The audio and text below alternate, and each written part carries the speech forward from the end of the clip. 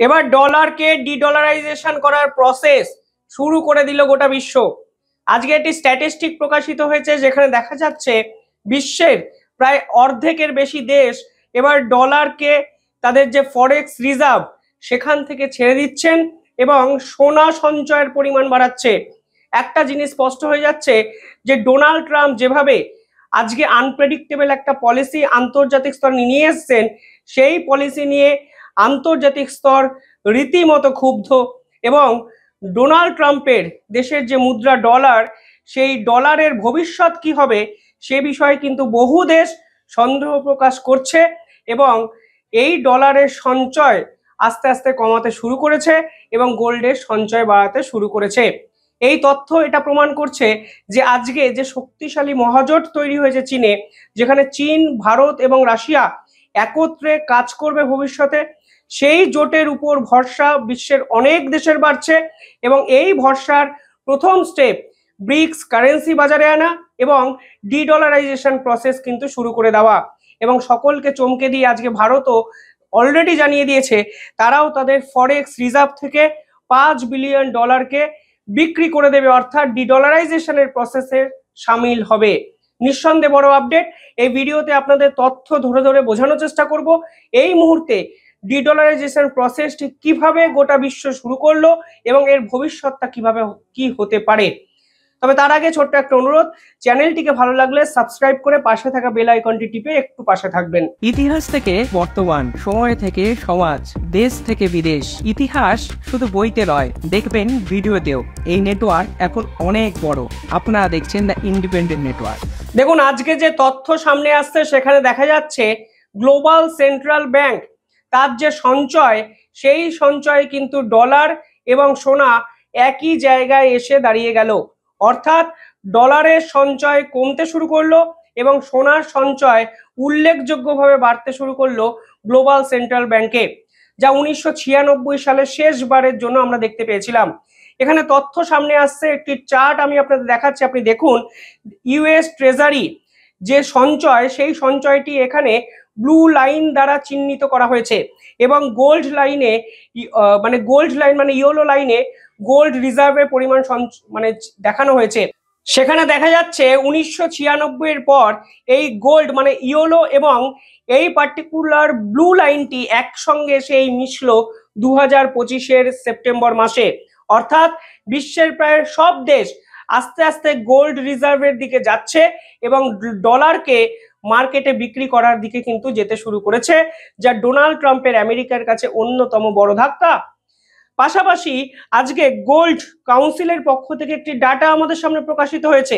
সেখানে দেখা যাচ্ছে 2022-এ বিশ্বের প্রায় সব দেশ 1082 টন সোনা কিনেছে, 2023-এ 1037 টন সোনা কিনেছে এবং 2024-এ 1180 টন সোনা কিনেছে। দেখুন, এই সোনা কেনার পরিমাণটা এর আগে 300, 400 বা 500 টনের আশেপাশে থাকতো, যা এবার উল্লেখযোগ্যভাবে বৃদ্ধি পেয়েছে এবং গোটা দেশ মানে গোটা বিশ্ব ডলারের ভবিষ্যৎ নিয়ে এতটাই উদ্বিগ্ন যে ডলার কোন জায়গায় যাবে তা নিয়ে রীতিমতো সন্দেহ প্রকাশ করে আজকে ডলারকে মার্কেটে বিক্রি করার পদ্ধতি শুরু করে দিয়েছে আস্তে আস্তে। এই আরেকটি তথ্য আমাদের সামনে এসছে, সেখানে বলা হচ্ছে সেন্ট্রাল ব্যাংক 43% সেন্ট্রাল ব্যাংক মানে গোটা বিশ্বের যত সেন্ট্রাল ব্যাংক আছে তার 43% সেন্ট্রাল ব্যাংক আগামী 3 মাসের মধ্যে সোনার সঞ্চয়ের পরিমাণ বাড়াতে চলেছে। অর্থাৎ নিঃসন্দেহে বড় একটা তথ্য, যেখানে বলা হচ্ছে 43% সেন্ট্রাল ব্যাংক এবার সোনা কেনার দিকে ঢুকবে আগামী 3 মাসের মধ্যে। পাশাপাশি এই সমীক্ষা বলছে যে এই বিশ্বে যত সেন্ট্রাল ব্যাংক আছে তার 95% ম্যানেজারও এখন বলতে শুরু করেছেন যে তারা রিজার্ভে সোনার পরিমাণ বাড়াবে এবং আস্তে আস্তে ডলারকে মার্কেটে বিক্রি করতে শুরু করে দেবে, কারণ ডলারের ভবিষ্যৎ নিয়ে তারা রীতিমতো উদ্বিগ্ন। দেখুন, এই মুহূর্তে যদি গ্লোবাল সেন্ট্রাল ব্যাংকের তথ্য দেখেন, দেখবেন সেখানে 20% টোটাল রিজার্ভে 20% কিন্তু সোনা আছে এবং ইউরো রিজার্ভের পরিমাণ 16%।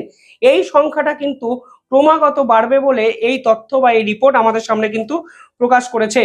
আরো একটি ডাটা আপনাদের সামনে দেখাচ্ছি, যেখানে দেখা যাচ্ছে সেন্ট্রাল ব্যাংকের যে ডলার ডমিনেটেড অ্যাসেট আছে, সেই ডলার ডমিনেটেড অ্যাসেটের যে 60% ডিক্রিজ দেখা গেছে। মানে আগে যে অ্যাসেটের টোটাল 60% ডলার ছিল, সেইখানে এখন কমে 46 থেকে 58 এর কাছাকাছি এই অ্যাসেট কিন্তু হতে শুরু করেছে। অর্থাৎ ধীর প্রসেস একটা শুরু হয়েছে ডিডলারাইজেশনের, এবং আন্তর্জাতিক স্তরে যেভাবে শক্তিশালী মহাজোট তৈরি হয়েছে, এই মহাজোটের ফলে বাকি সমস্ত রাষ্ট্র এবার ডলারকে বিক্রি করে সোনা সঞ্চয়ের দিকে আস্তে আস্তে যাচ্ছে। এবং ইউএস ট্রেজারির পার্টিকুলারলি এই ডাটা, অর্থাৎ ইউএস সরকার, আমেরিকা সরকারের উপর ভরসা বিশ্বের বহু দেশের কমছে, তা কিন্তু আরো একবার প্রমাণ হয়ে গেল আজকের এই ডাটা। ভারত ইতিমধ্যে জানিয়ে দিয়েছে $5 বিলিয়ন তারা সেল করে দেবে, অর্থাৎ বিক্রি করে দেবে। এবং ইতিমধ্যেই 1 মাস আগের একটি রিপোর্ট আমরা দেখাচ্ছি, যেখানে 342 মিলিয়ন গোল্ড যে সঞ্চয়, তা কিন্তু ভারত সরকার তাদের ফরেক্স রিজার্ভ অর্থাৎ বৈদেশিক মুদ্রার সঞ্চয় বাড়িয়েছে। আরবিআই ইতিমধ্যে একাধিক গুরুত্বপূর্ণ পদক্ষেপ নিয়েছে, সেখানে রেপো রেট তাকে রিডাকশনের কথা ভাবা হয়েছে। এবং রেপো রেট ডিডাকশনের অর্থ হলো বাজারে লিকুইডিটি অনেক বেশি বাড়াতে চলেছে ভারত। এবং এই মুহূর্তে আরবিআই তাদের স্টেক হোল্ডারদের সঙ্গে বিভিন্ন ইস্যুতে কথা বলবে, এবং নতুন মনিটারি পলিসি ভারতের সাপেক্ষে বাজারে খুব দ্রুতগতিতে ভারত সরকার এবং আরবিআই একত্রে আনবে, এই রকমও কিন্তু বিভিন্ন রিপোর্টে প্রকাশিত হয়েছে। সরকার ইতিমধ্যেই আপনারা জানেন জিএসটি ওরিয়েন্টেড একাধিক মনিটারি পলিসি বদল করেছে, ইমার্জেন্সি ফান্ড তৈরি করা হয়েছে, এবং সব মিলিয়ে একটি কঠিন সময়কে মোকাবিলা করার জন্য রিজার্ভ ব্যাংক এবং ভারত সরকার একত্রে লড়াই করছে। কিন্তু গোটা বিশ্ব আবার লড়ছে ডোনাল্ড ট্রাম্পের এই ট্যারিফের বিপক্ষে, এবং এই ট্যারিফকে সম্পূর্ণভাবে শেষ করতে গিয়ে আজকে ডিডলারাইজেশন প্রসেস গ্লোবাল সেন্ট্রাল ব্যাংক শুরু করলো, যাতে প্রায় বিশ্বের সব দেশই কিন্তু সামিল, এ পরিষ্কার বোঝা যাচ্ছে। যাই হোক, আপনারা কিভাবে দেখছেন এই বদলটি কমেন্টে জানাবেন, এবং আপনারা কি মনে করছেন এই ডলারকে শেষ করার জন্য এই মুহূর্তে ব্রিক্স কারেন্সি বাজারে আনাটি কতটা দরকার? রাশিয়া কিন্তু বহু আগে বলেছিল, তখন কিন্তু ভারত একটু দ্বিধাদ্বন্দ্বে ভুগছিল। আজকের দিনে দাঁড়িয়ে ব্রিক্স কান্ট্রি কি ডলারকে রিপ্লেস করার জায়গায় যাচ্ছে? এই প্রশ্ন কিন্তু বিশেষজ্ঞরা ইতিমধ্যেই তুলে দিয়েছেন। কমেন্টে জানাবেন আপনাদের মত, আর দেখতে থাকুন দ্য ইন্ডিপেন্ডেন্ট নেটওয়ার্ক। ধন্যবাদ।